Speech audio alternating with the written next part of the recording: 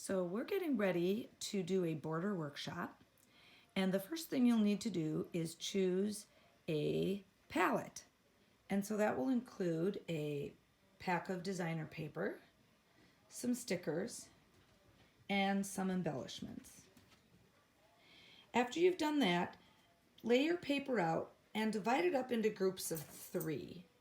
So I chose these 3 papers to go together, these 3 papers, and so on. That's going to be step 1. The next thing I'm going to do is I'm going to kind of just organize my embellishments so that they'll be easier to use when I'm going to be making my borders. So as you can see, some of them are like these are lemonade oriented. Then I have some ones that are more fruit oriented.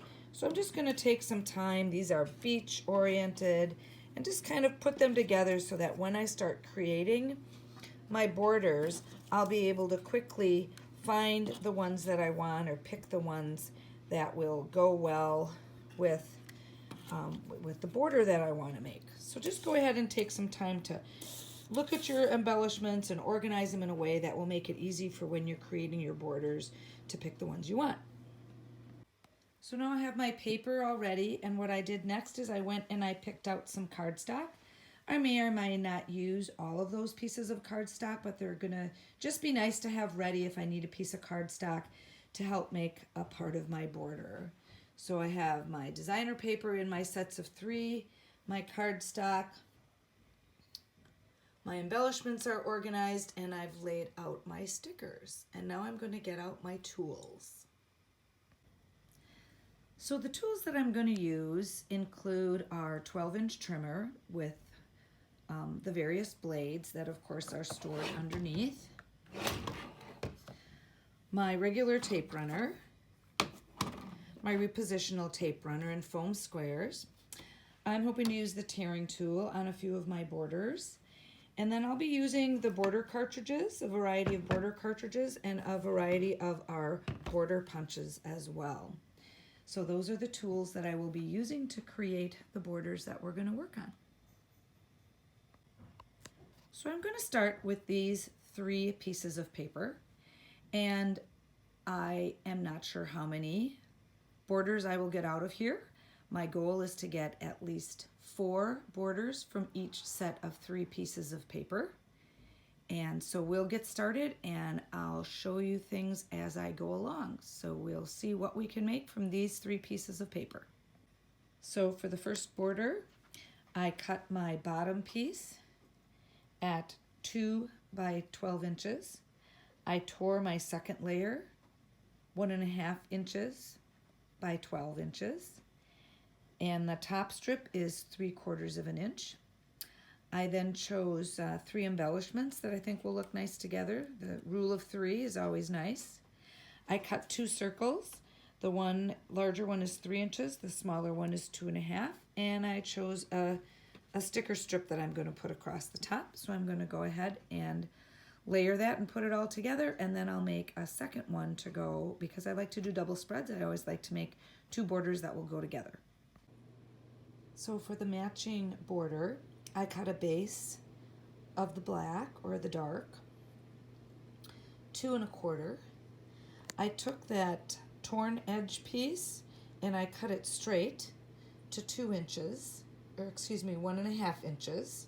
So 2 1/4, 1.5, and I took a sticker strip and put that on here. And then I took some coordinating cardstock that we picked out before, and I used the border cartridge to cut a standalone strip, and I will adhere that right to the top. And then I'll probably choose some words from the sticker pack to add to this border to tie the 2 together. And here are the 2 finished borders that will go together on a page. Again, I'm trying to keep them very simple, but yet using some of the fun embellishments and tools and using the stickers. Again, I'm using 1 pack of paper, 1 set of embellishments, and 1 set of stickers. And there is set number 1. Here's a little a little tip I have. I'm getting ready to make my second border with, and I'm using I tore the one edge and I want to tear the next edge at 1.5. So I go ahead and line that up on my 1.5, and then I'm going to put I'm just going to make a small cut at the bottom, and then I'm going to slide it up without cutting and make another small cut at the top. So when I use my tearing tool, I've got 2 small marks, and it's going to be really easy to just put my tearing tool right along those two little slits, and then I can tear it, and I make sure it's a nice even 1.5. So I took my next 3 sheets of paper, and I'm doing the exact same thing I did for that first layout, the first border. So I cut a base of 2 inches. I tore a piece of 1.5 inches, and I cut a strip of 3/4 inches. For the second one, I did the same thing again. I cut a base of 2 1/4. I trimmed that torn edge to 1.5 inches. And this time I chose my 3 embellishments, and I'm going to put it on this one instead. And I did go ahead and I used the border punch to make a border punch, and I'm actually going to use that on the first border.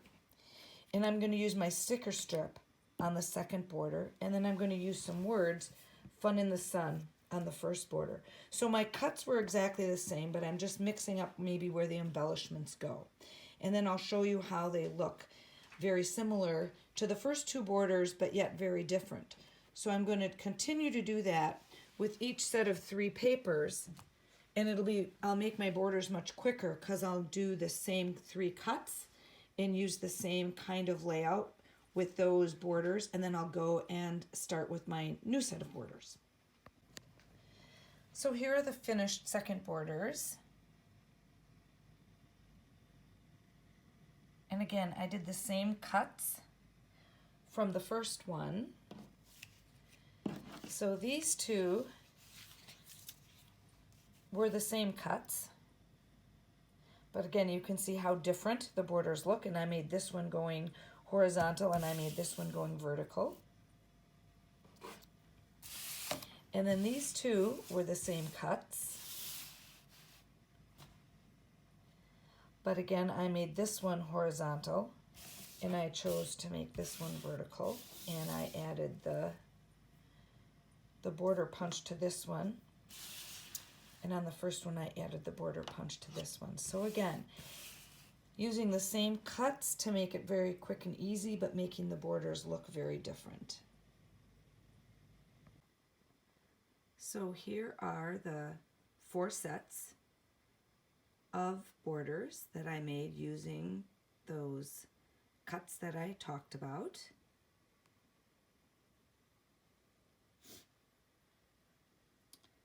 And as you can see, even though I used the same template to make all of them, they look very different, but yet it was really quick because I used that same template of cutting a base, then cutting a middle piece, and using the stickers and the embellishments, and using those great border cartridges and border punches. So tune in next time for the next set of borders using another template, but the same paper. I'm ready to start my next set, and the first thing I did is I rearranged my colors a little bit and just took the 3 papers and found some new combinations that I thought I might like.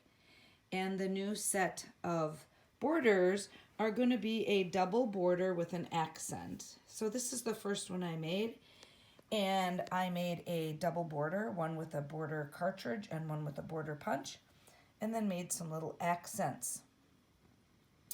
I cut the first border on my piece of paper, on my first layer, my base layer, and then I cut my second border on my second layer, Then I took a piece of cardstock and I trimmed that to 1 1/4 inches. I cut the center top piece to 1 inch and I adhered those, and then I went ahead and trimmed the bottom 2 layers with the borders on them. For my accent pieces, I picked out the embellishments that I wanted, and then I just cut pieces of cardstock and that base layer to fit. So the bottom one is about a 1 1/2 inch and 1 3/4 inch, and these are 2 by 1 1/2 inches. So that kind of gives you a rough idea of the sizes of those. So I'll just make a few more of those with my other combinations, and I'll come back and show you what they look like.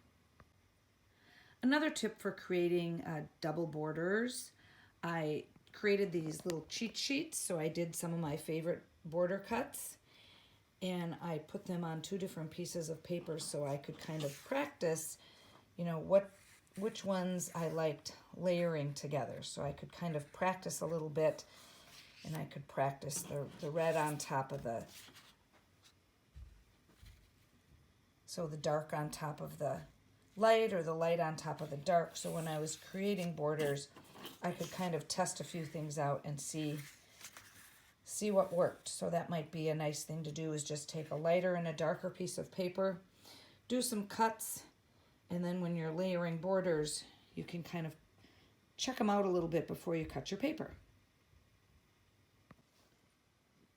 So as you can see, I cut my base piece on one edge and my second piece on the other, and I'm just going to kind of lay those on top of each other so I can kind of see how that looks. And now I'm going to cut my cardstock at 1 1/4 inch, and I'll cut my decorative piece that's going to go on top to 1 1/4, and I'll adhere those first.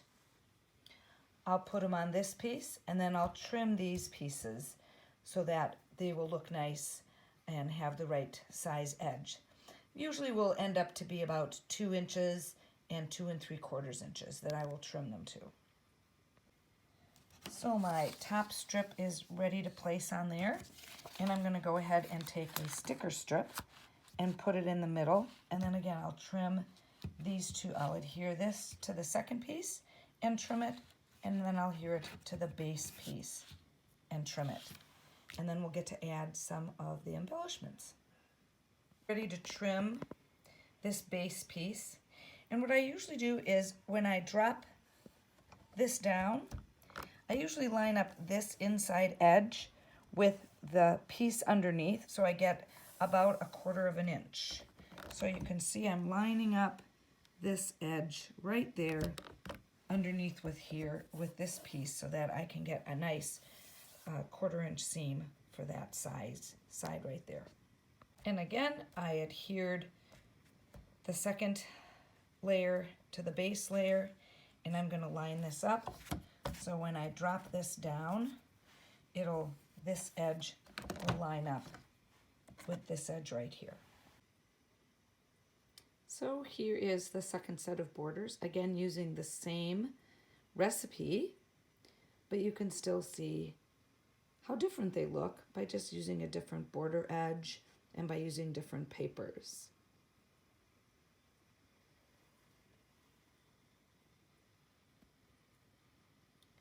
For the accents, again, I chose the embellishments that I wanted, and then I just cut the papers to fit as I stuck the stickers and embellishments on. And now we'll move on, and I'll work on the next 2 sets and show you those. For this next one, I decided to do 2 borders of the same and do some overlapping, and I really wasn't sure when I started which one I was going to have on top, so I just cut them both and played around with it, and I decided that I liked the blue one on top because it looks a little bit more like water, which is what this paper is. But then what that meant is I had put the blue cardstock as my base layer. So I just added a little white cardstock underneath that so that it would show up on the blue. So I'm going to go ahead and adhere this one, and then I'll trim the blue one to fit and adhere it to the checkered one, and then I'll trim it to fit, and then I'll start working on my accents. And here we are with set number 3. Again, I used a double border of the waves. Put the little ice cream or bubble sticker down the middle. Did a double layer of cardstock. I mixed it up a little bit here and added some cardstock, a little small piece through the middle of the yellow. Layered some of the stickers and embellishments. And again, 2 more little accents. And even though these colors are a little bright for me, I really like the way they're all coming together. And again, the use of the foam squares and the repositionable tape runner really helps a lot on some of these smaller pieces. We'll do our last set. So here's the 4th set of double border and accent.